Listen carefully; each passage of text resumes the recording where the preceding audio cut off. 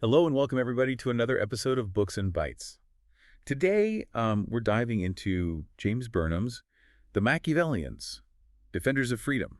It's a book that, even though it was published back in 1943, still has a lot to say about power and politics and how societies really work. Yeah, it really does. It's a fascinating exploration of what Burnham calls the science of power, and it's really interesting how he kind of moves beyond these sort of idealistic theories of politics and really gets into the nitty-gritty of how things actually play out in the real world. Exactly. And before we get into the specifics of the book, I think it's helpful to get a sense of the overall themes, kind of like looking at a map before you set off on a journey.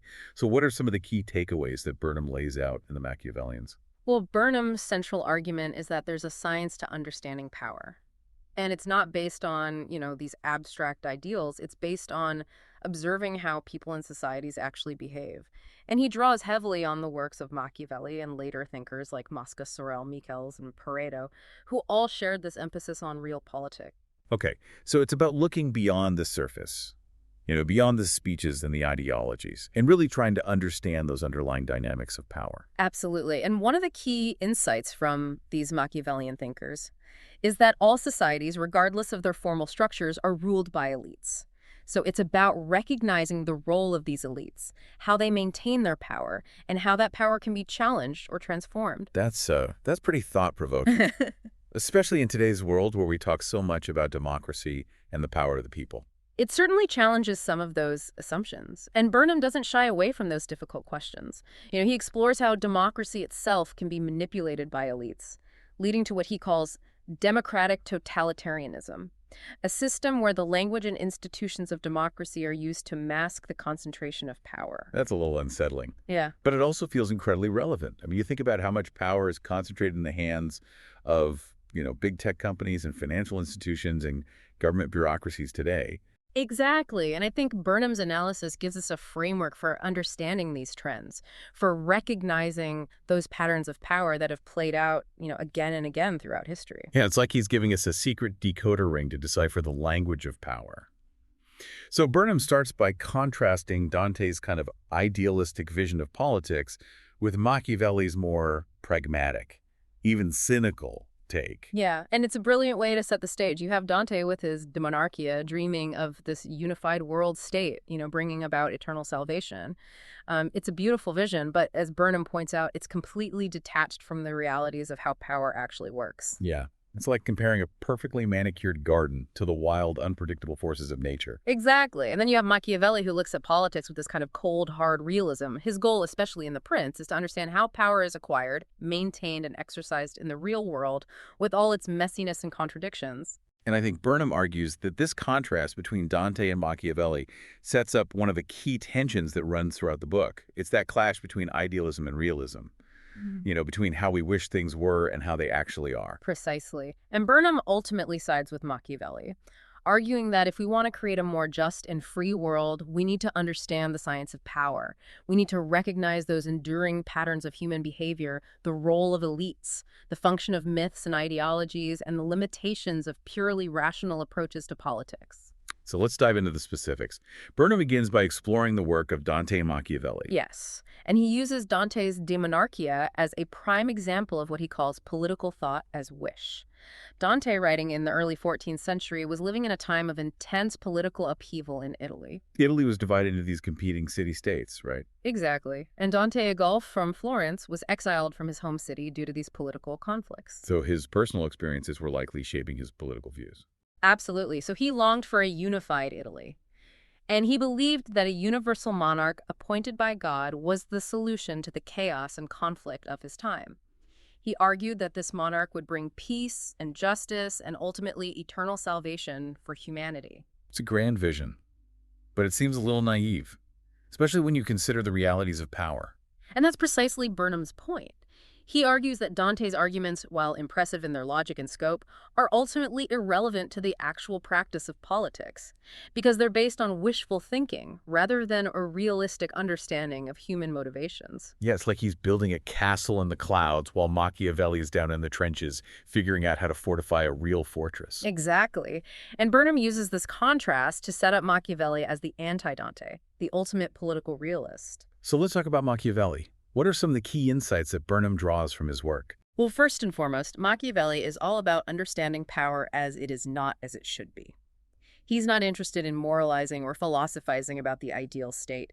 He wants to know how power is acquired, maintained, and exercised in the real world. And this is where that famous quote comes in, right? Yeah. The ends justify the means. Well, Machiavelli never actually said those exact words, but it does capture the essence of his thinking.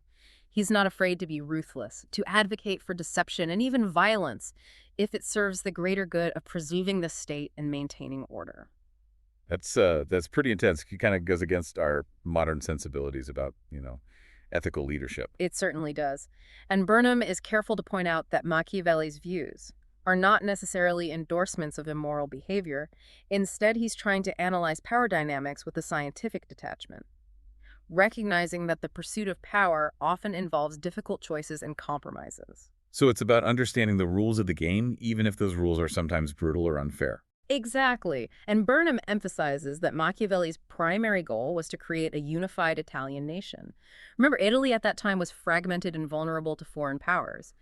Machiavelli believed that a strong, unifying leader, a prince, was the only way to achieve this nationhood. So his focus on power wasn't just some abstract intellectual exercise. It was driven by a deep concern for the fate of his country. Absolutely. And this is where Burnham clears up another common misconception about Machiavelli. The idea that he was advocating for tyranny or dictatorship. But didn't he write The Prince, which is all about how to be a ruthless ruler? He did, but Burnham argues that we need to understand that book in context. Machiavelli wasn't necessarily endorsing the rule of a single all-powerful leader. He was analyzing the dynamics of power in a very specific historical situation, where a strong, centralized authority might have been necessary to unify and defend a fragile state. So it's more about understanding the tools of power, not necessarily advocating for their indiscriminate use. Exactly, and in fact, Burnham points out that Machiavelli ultimately preferred a republican form of government, where power is distributed and checked by different institutions and groups. That's a bit surprising considering his reputation for ruthlessness. It is, but it highlights the complexity of Machiavelli's thinking. He recognized that power, even in a republic, needs to be balanced and constrained. He saw the dangers of unchecked power regardless of its source. So it's not about being pro-dictatorship or pro-democracy. It's about understanding how power works in all its forms and using that understanding to create a more stable and just society. Precisely. And that's one of the key insights that Burnham draws from Machiavelli. He's advocating for a more scientific and pragmatic approach to politics, Right. one that recognizes the enduring realities of power and the need for strategic thinking and action. Okay. So we've set the stage with Dante's idealism versus Machiavelli's cold, hard realism. But Burnham doesn't stop there. He goes on to explore how Machiavelli's ideas were developed and applied by later thinkers, whom he calls the Machiavellians. The Machiavellian. Yeah. These thinkers took Machiavelli's framework and used it to analyze a wide range of political phenomena, from the dynamics of ruling classes to the role of violence in social change. And they shared that same commitment to understanding power as it is, not as we might wish it to be.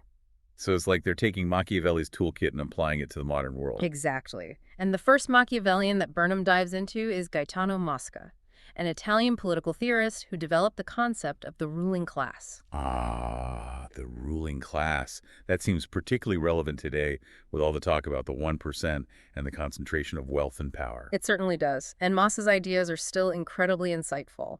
He argued that every society, regardless of its formal political structure, is ultimately ruled by a minority, an organized elite that holds the reins of power. So even in democracies, where we have elections and this idea of the people governing, there's still the ruling class pulling the strings behind the scenes. That's Mosca's argument. He believed that even in systems with universal suffrage, an organized minority will always find ways to control and manipulate the disorganized majority. But how do they do it? What are the mechanisms that allow this ruling class to maintain its grip on power? Well, Mosca pointed to a number of factors, including control over resources, access to information, and the ability to shape public opinion. He also emphasized the importance of organization and cohesion within the ruling class. They need to be united in their goals and strategies to effectively wield their power. So it's not just about individual wealth or influence, it's about having a network of powerful individuals Mm, who share a common vision and are willing to work together to achieve their goals. precisely. And Mosca argued that the composition of this ruling class is constantly evolving as new social forces and groups rise to prominence. He saw history as a cyclical process of the rise and fall of elites. So it's not like there's one fixed ruling class that holds power forever. It's a more dynamic process of different groups vying for dominance. Exactly. And Mosca believed that this struggle for power between different elites was actually a good thing. It prevented any one group from becoming too entrenched and created a degree of competition and accountability within the system. So in a way, he's arguing that even though elites will always rule, having a diversity of elites competing with each other can actually be a positive force. That's one way to interpret his ideas. And it's a perspective that's worth considering, especially in today's world, where we're seeing the rise of new power centers from tech giants to global financial institutions. It definitely adds a new layer to our understanding of power dynamics. So we've got Machiavelli's focus on the acquisition and maintenance of power, and now Mosca's theory of the ruling class. Where does Burnham take us next on this Machiavellian journey? Well, next we encounter Georges Sorel, a French social theorist who brought a rather controversial element to the discussion: the role of violence in social change. Hold on, violence. That seems like a pretty radical shift from Mosca's ideas about ruling class as an elite competition. It is, and Sorel's ideas are certainly provocative. He was writing in the late 19th and early 20th centuries, a time of intense social and political upheaval, marked by the rise of labor movements and socialist ideologies. So a time when people were really questioning the existing social order and looking for ways to bring about radical change. Exactly. And Sorel argued that violence could play a necessary and even positive role in this process of social transformation. But wait, he wasn't advocating for just any kind of violence, was he? He wasn't condoning random acts of chaos and destruction. No, Sorel was more nuanced than that. He was interested in the strategic and targeted use of violence as a way to mobilize and energize social movements. He believed that violence could create a sense of solidarity and purpose among those who were fighting for a common cause. So it was about channeling that raw energy and anger into a force for social change. Precisely, and Sorel introduced the concept of myth as a powerful tool for achieving this. Now, when you say myth, you don't mean something that's necessarily untrue. Right. Sorel wasn't talking about, fairy tales or legends. He Yeah. was referring to those grand narratives, those powerful stories that inspire and motivate people to action. So like the American dream, the idea of Yeah. pulling yourself up by your bootstraps and achieving success through hard work. Exactly. Or the myth of the self-made entrepreneur, the person who starts from nothing and builds a business empire through sheer grit and determination. These are powerful stories that shape our understanding of the world and can be used to mobilize people towards specific goals. So Sorel's argument is that these myths, even if they're not entirely accurate or realistic, can play a crucial role in inspiring social change. Yes. He believed that these myths could create a sense of shared purpose and motivate people to overcome those feelings of powerlessness and apathy that often prevent them from challenging the status quo. So even though he was writing over a century ago, his ideas about the power of narratives and myths feel incredibly relevant today, especially when you consider the role of social media and the spread of misinformation. Absolutely. And Burnham saw Sorel's work as a crucial contribution to the Machiavellian framework. It highlighted the importance of understanding those non-logical forces that shape political behavior, those powerful emotions and narratives that can be harnessed for good or for ill. It's like he's saying that we can't just rely on logic and reason to bring about social change. Yeah. We need to tap into those deeper emotional currents, those myths and stories that resonate with people on a gut level. Exactly. And this brings us to another key Machiavellian thinker, Robert Michels, who developed the concept of the iron law of oligarchy. Okay, this sounds a little ominous. What's the iron law of oligarchy all about? Well, Michels, a German sociologist, argued that all organizations, even those that start with democratic ideals, inevitably tend towards oligarchy, meaning rule by a small elite group. So even those organizations that are explicitly committed to democratic principles, like political parties or labor unions, eventually end up being controlled by a select few. That was Michels' observation. He studied a variety of organizations, particularly socialist parties and trade unions, and found that despite their egalitarian goals, they consistently developed hierarchical structures and concentrated power in the hands of a small leadership group. But why? What are the forces that drive this seemingly inevitable trend towards oligarchy? Well, Michels pointed to a number of factors. First, he argued that as organizations grow larger and more complex, they require specialized knowledge and skills to function effectively. This naturally leads to the emergence of a leadership class with the expertise to manage those complexities. Okay, that makes sense. I mean, not everyone can be an expert in everything, so some degree of specialization is necessary. Right. And this specialization creates a power imbalance. Those with the expertise gain influence and control, while the rank and file members become increasingly reliant on their leadership. So it's not necessarily a matter of bad intentions or malicious individuals. It's more about the structural dynamics of organizations themselves. Exactly. And Michels also argued that the psychology of mass organizations plays a role. He believed that people in large groups tend to be passive and deferential to leaders, seeking guidance and direction rather than actively participating in decision-making. So it's like we're hardwired to follow leaders, even when we believe in democratic principles. It's a tendency that Michels observed in many different contexts. And he also pointed out that leaders often control communication channels and information flows within organizations, further consolidating their power and shaping the narrative for their members. So it becomes a self-perpetuating cycle. The leaders gain expertise and control the masses become passive, and the concentration of power continues. Precisely. And this iron law of oligarchy is a pretty sobering concept, especially for those of us who believe in the possibility of democratic governance. It's definitely a challenge to those idealistic notions of self-government, and it makes me wonder about the implications for our own political systems. Well, Burnham saw Michels' work as a crucial warning against those naive assumptions about democracy. He argued that we need to be aware of those tendencies toward oligarchy, even in systems designed to be participatory and representative. So it's not enough to just have the right institutions or procedures. We need to be constantly vigilant against the concentration of power and the erosion of democratic principles. Exactly. And Burnham believed that understanding the iron law of oligarchy was essential for developing strategies to counter those tendencies, whether it's through promoting greater transparency and accountability, or encouraging more active citizen participation in decision-making processes. Okay.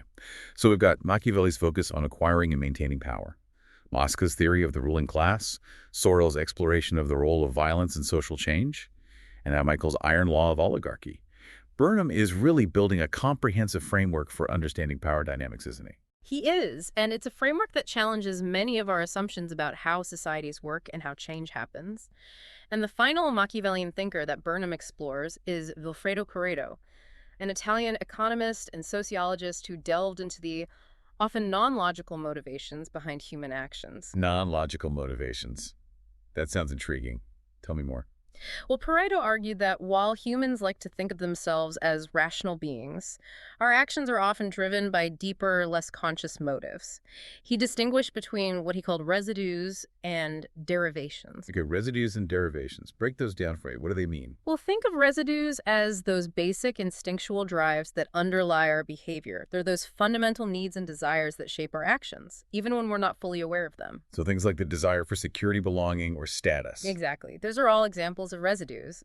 And Pareto identified several different classes of residues, each with its own set of motivations and behaviors. Okay, so what about derivations? Where do they fit in?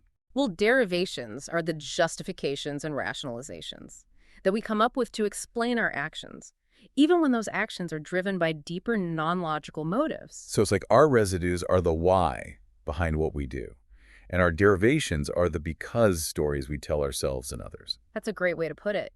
And Pareto argued that we often deceive ourselves about our true motives, using elaborate derivations to mask those underlying residues. So even when we think we're being perfectly rational and logical, we might be influenced by those deeper, less conscious drives. Exactly. And Pareto saw this happening all the time in politics. Politicians might justify their actions with high-minded ideals or appeals to logic and reason, but often their decisions are driven by a desire for power status or personal gain. So he's saying that we need to be skeptical of those surface-level explanations and look deeper for those underlying motivations. Precisely. And Pareto gave us a powerful tool for doing that. He identified several different classes of derivations, each with its own characteristic style of argumentation and persuasion. So, for example, a politician might use an assertion derivation, making a simple, forceful statement without providing any real evidence or justification. Exactly. Or they might use an authority derivation, appealing to tradition, custom or religious beliefs to support their claims. And by understanding these different types of derivations, we can start to see through the smoke and mirrors of political rhetoric and analyze those deeper motives that are often at play. Exactly. And Pareto believed that this kind of analysis was essential for understanding how societies work and how change happens. He saw history as a cyclical process of the rise and fall of elites, driven by those underlying residues and their associated derivations. So it's not just about individual leaders or political ideologies.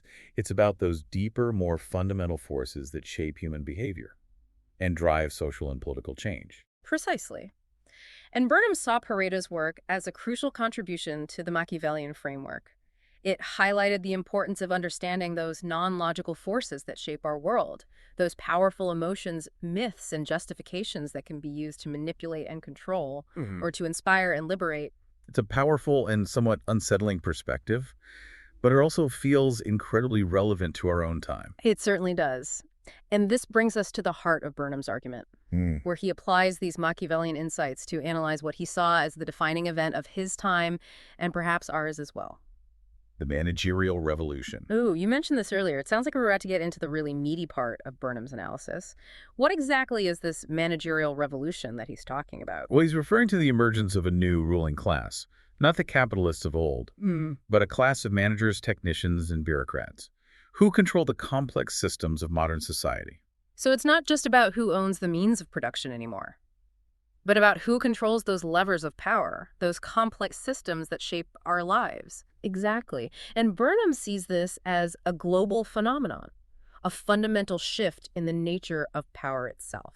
So how does this managerial revolution connect to all those Machiavellian ideas we've been discussing? Well, Burnham uses the insights of Machiavelli, Mosca, Michels, and Pareto to explain how this managerial revolution is unfolding and to predict its likely consequences. So he's not just describing this shift in power, but he's also using those Machiavellian tools to dissect it and understand its deeper dynamics. Precisely. And he identifies 5 key preconditions for a social revolution, arguing that all 5 were present in the world leading up to the managerial revolution. Okay, this is getting good. Yeah. What are those 5 preconditions that Burnham lays out? All right, so first, the existing institutional structure and its ruling class must be unable to handle new possibilities, opened up by technological advancements and the growth of new social forces. So they're essentially failing to adapt to a changing world. Right. Second, there needs to be a significant increase in the level of social tension and unrest. So we're talking widespread dissatisfaction, growing inequality, and a sense that the system is rigged against the majority. Exactly. Third, there must be the emergence of a new social group or class that is capable of taking power and implementing its own vision for society. So it's not enough to just tear down the old system. You need a new group ready to step into the void. Precisely. Fourth, this new group needs to have a unifying ideology or myth that inspires and mobilizes its followers. Ah, there's Sorel's concept of myth again. Okay. It seems like stories and narratives play a crucial role in any major social upheaval. Absolutely. And finally, the existing ruling class must be unable or unwilling to use force decisively to maintain its grip on power. So they're either too weak, too divided, or perhaps too morally compromised to effectively defend the status quo. Right. And Burnham argues that all 5 of these preconditions were present in the world leading up to the managerial revolution. Okay, so let's go back to those preconditions and kind of apply them to the rise of the managerial class. So first, the existing ruling class, primarily capitalists and traditional politicians, was failing to adapt to the rapidly changing technological landscape and the emergence of mass industrial society. Yeah. They couldn't handle the complexities of these large-scale interconnected systems. Their old methods of managing and controlling the economy were becoming increasingly obsolete. Exactly. And this failure created a vacuum that a new class equipped with the skills to manage those complex systems was poised to fill. So the managers, the technocrats, the bureaucrats, they were the ones who could make those systems function effectively. Right. They had the technical expertise and organizational skills that the old capitalist class lacked. Okay, what about the second precondition, the rise in social tension and unrest? Well, the rapid industrialization and economic upheaval of the late 19th and early 20th centuries created widespread social and economic disparities. The old systems of power and privilege were being challenged by those who felt left behind. So you had growing labor movements, socialist ideologies gaining traction, and a general sense of dissatisfaction with the existing order Exactly. And this provided fertile ground for a new ruling class to emerge, one that could promise a different vision for society. And that brings us to the third precondition right, the emergence of a new social group capable of taking power. Yes. And in this case, it was the managerial class. They possessed the skills and expertise that were increasingly in demand, and they were able to position themselves as the solution to the problems created by the old order. So they were seen as more efficient, more rational, more capable of handling the complexities of modern life. Exactly. And this gave them a significant advantage in the struggle for power. Okay. What about the fourth precondition, the need for a unifying ideology or myth? What story did the managerial class tell to rally people to their side? Well, they offered the myth of technocratic efficiency and progress, the idea that they could manage society more effectively and deliver a better standard of living for everyone.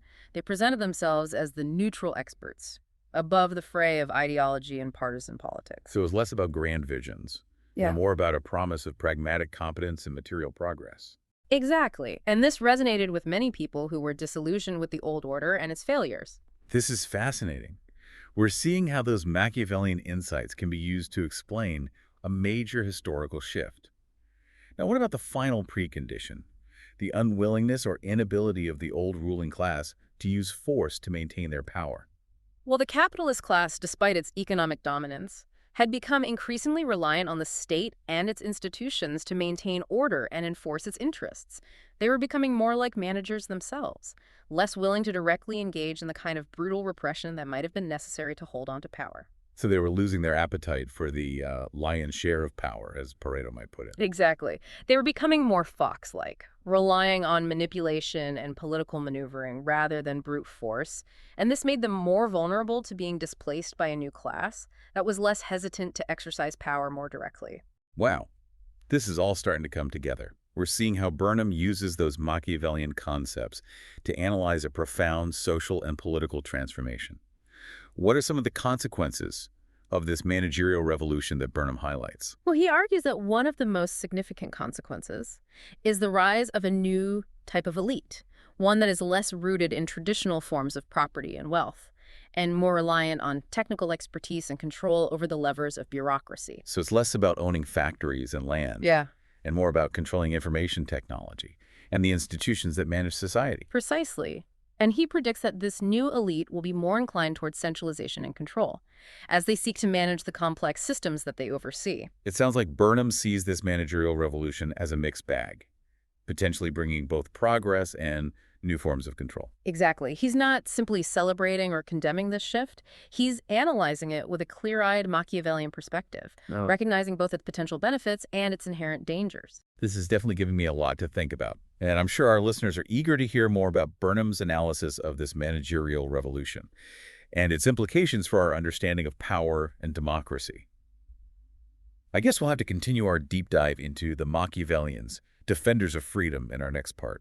Until then, keep those Machiavellian gears turning. Absolutely. Okay, so we ended last time talking about Pareto's ideas about these non-logical motivations, how he divides those into what he calls residues and derivations. And you'll remind us again what those two terms mean? Yeah, sure. So residues are like those basic instincts that drive human behavior, like those fundamental needs and desires that we all have.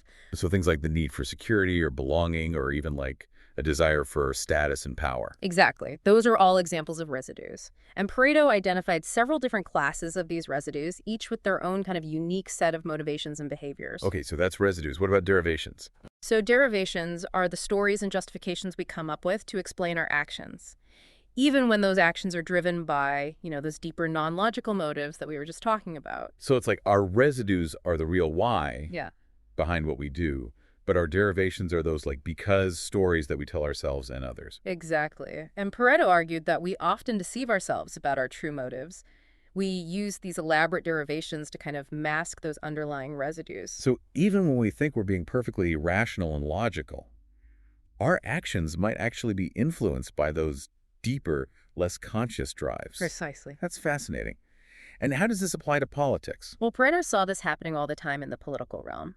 Politicians might justify their actions with these high-minded ideals or appeals to logic and reason, but often their decisions are driven by a desire for power or status or personal gain.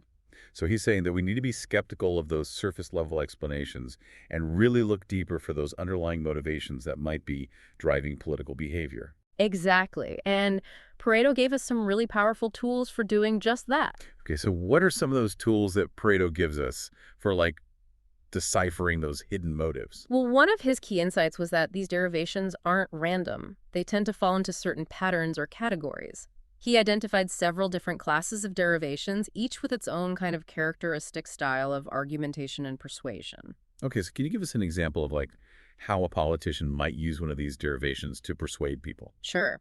So let's say a politician is trying to get support for a new policy. They might use what Pareto called an assertion derivation, which is basically just making a simple, forceful statement without providing any real evidence or justification. So, like, this policy is the best way to create jobs, but without actually explaining how it would do that. Exactly. It's just a bold assertion designed to appeal to people's emotions rather than their reason. I see. What about other types of derivations? Well, another common one is the authority derivation, where a politician appeals to tradition or custom or religious beliefs to support their claims. So something like, we've always done it this way, or it's God's will. Exactly. And by understanding these different types of derivations, we can start to see through the smoke and mirrors of political rhetoric and get a clearer picture of those deeper motives that are often at play. Okay, so this is all really interesting.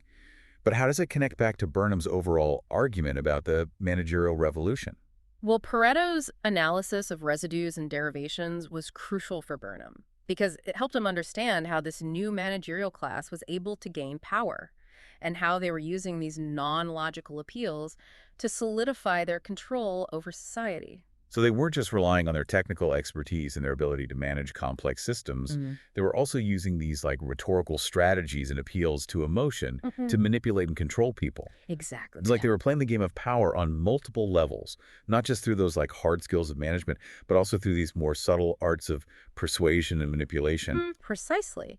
And Burnham saw this as a real threat to freedom because it meant that this new managerial class was able to exercise power in ways that were less visible and less accountable to the public. So even though they weren't using, like, brute force or overt oppression, they were still able to consolidate their power and control people's lives in these more subtle and insidious ways. Exactly. And this is why Burnham believed that understanding the Machiavellian principles, those underlying dynamics of power and how they play out in the real world, was so crucial for anyone who wanted to defend freedom in the face of this new managerial elite. So he's not just offering a theoretical analysis of power, he's actually providing a set of tools that people can use to resist these new forms of control and domination. Precisely. And he believed that this kind of understanding was especially important in a democratic society, where the illusion of self-government could easily be used to mask the concentration of power in the hands of a select few. So it's like he's giving us a wake-up call, saying, look, democracy is not a guarantee of freedom. We need to be constantly vigilant and aware of those subtle ways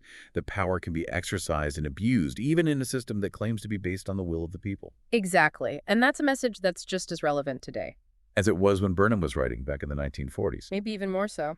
So we've got Machiavelli's insights into the acquisition and maintenance of power, Mosca's theory of the ruling class, Sorel's emphasis on the role of myth and violence in social change, Michels' iron law of oligarchy, and now Pareto's analysis of those non-logical motivations that drive human behavior. Burnham has really woven together a tapestry of ideas here, a really comprehensive framework for understanding how power works in the real world. He has, and he uses this framework to analyze this massive historical shift that he calls the managerial revolution, which is essentially the rise of a new ruling class, one that's based on technical expertise and control over the complex systems of modern society. And he sees this managerial revolution as having some pretty profound implications for democracy. He does, and I think it's time we delve into those implications and explore what Burnham has to say about the meaning of democracy in the context of this new world order. Okay, so we've been exploring Burnham's analysis of the managerial revolution and how this new class of managers and technocrats is really reshaping the landscape of power. But where does democracy fit into all of this? I mean, Burnham seems pretty skeptical of the idea that we, the people, actually govern ourselves. Yeah, he is. You know, he argues that the traditional notion of self-government is largely a myth, and that all societies, regardless of their formal structures, are ultimately ruled by elites. Okay, but if self-government is a myth, then what does democracy even mean? Like, what's the point if we're not really in control? That's a great question. And it's one that Burnham grapples with throughout the book. He argues that the core element of a functioning democracy isn't so much about self-government. It's more about what he calls liberty or juridical defense, which is essentially the protection of individuals from the arbitrary and irresponsible exercise of power.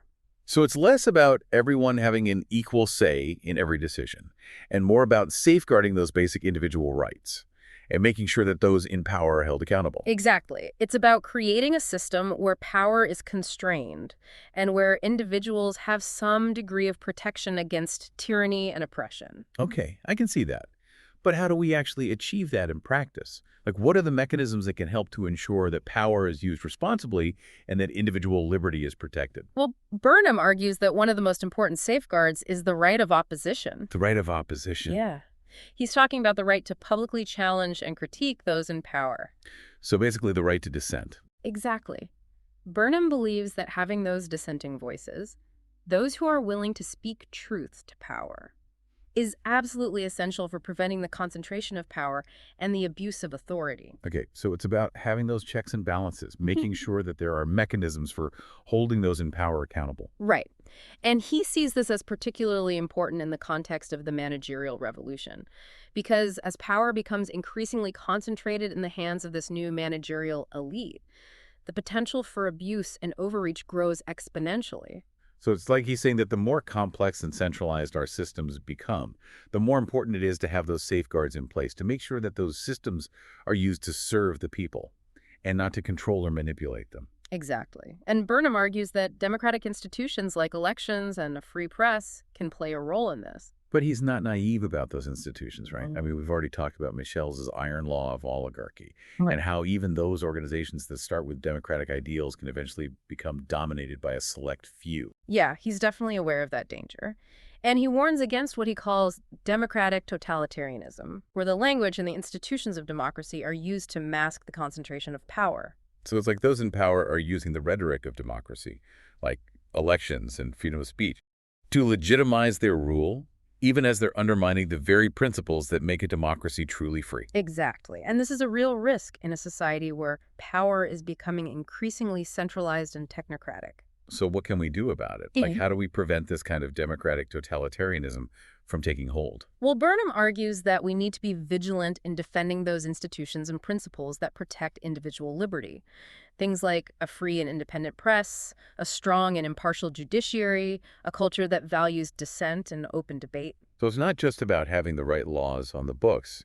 It's about having a society that actively supports and defends those principles. Exactly. And it's about being skeptical of those who claim to have all the answers, or who try to silence those who disagree with them. Right. Burnham's really urging us to be critical thinkers, to question those in power, and to be actively engaged in the defense of our own freedom. I think that's a really powerful message, and one that's incredibly relevant to our world today.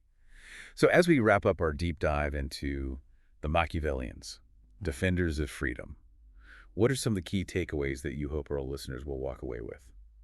Well, I think one of the most important lessons is that power is a constant in human affairs. It's always there, whether we like it or not. And if we want to live in a free and just society, we need to understand how power works and how it can be used for good or for ill. And we need to be willing to fight for our freedom, Yeah. not just through elections and voting, but also through those everyday acts of resistance, like speaking out against injustice, holding those in power accountable, demanding transparency, and demanding accountability. Exactly. And I think Burnham's book gives us a framework for understanding those power dynamics and for developing those strategies for effective political action. It's a call to be more aware, more engaged, and more strategic in our pursuit of a better world. Well, this has been a fascinating and thought-provoking discussion, and I want to thank you for sharing your expertise with us. It's been my pleasure. And to our listeners, thank you for joining us on this deep dive into the Machiavellians, defenders of freedom. We hope you found it insightful and inspiring, and we encourage you to continue exploring these ideas and to apply those Machiavellian principles in your own lives. Until next time, keep those minds sharp and never stop questioning the nature of power.